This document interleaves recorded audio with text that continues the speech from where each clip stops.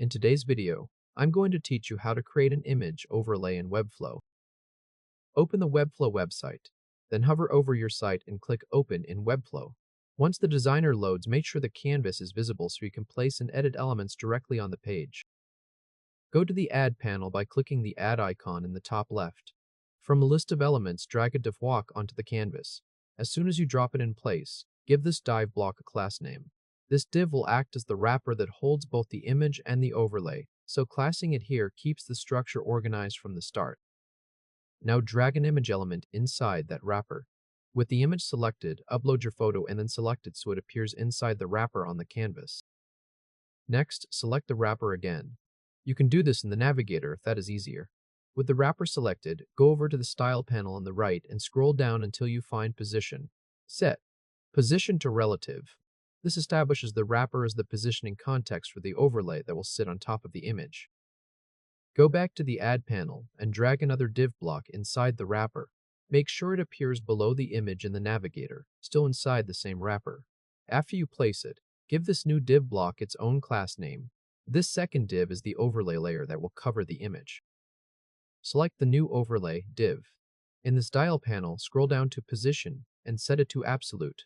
Right below that dropdown, click the Full option, which is the rightmost icon, so the overlay stretches across the entire wrapper.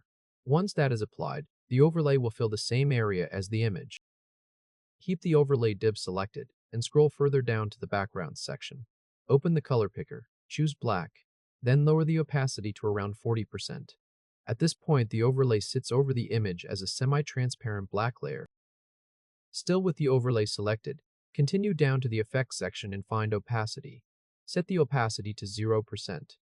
The overlay disappears from the canvas, and this becomes the default state before hover. Now move to the navigator on the left and click the Wrapper div. This is important because the hover interaction should trigger across the whole image area, not just on the invisible overlay layer. With the wrapper selected, click the Interactions tab in the right toolbar. Under Trigger On, choose Hover.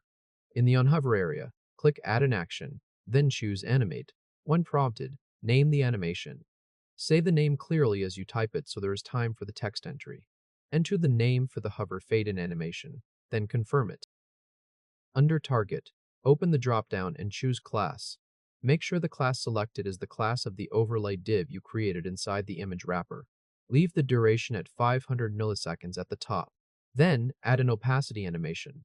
Make sure 2 is selected, and set the opacity to 100%.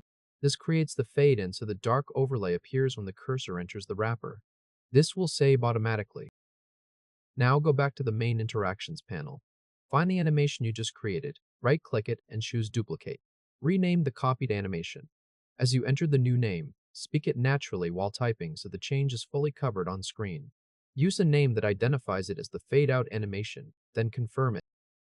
Under Trigger, click Hover and change the type to Mouse Leave. Then click Custom Animation and change the opacity to 0%. This sets the second animation so the overlay fades away when the cursor leaves the image area. Now the interaction setup is complete. If this helped, hit like and subscribe for more quick tutorials. Click the preview icon in the top toolbar. It looks like a play icon.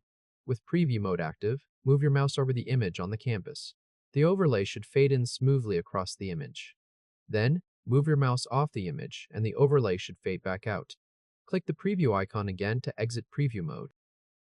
At this stage, the image appears plain by default, and the dark tint fades in whenever the cursor enters the image area, then fades out when the cursor exits.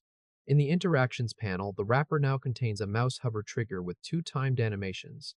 One animation handles the fade-in and the other handles the fade-out.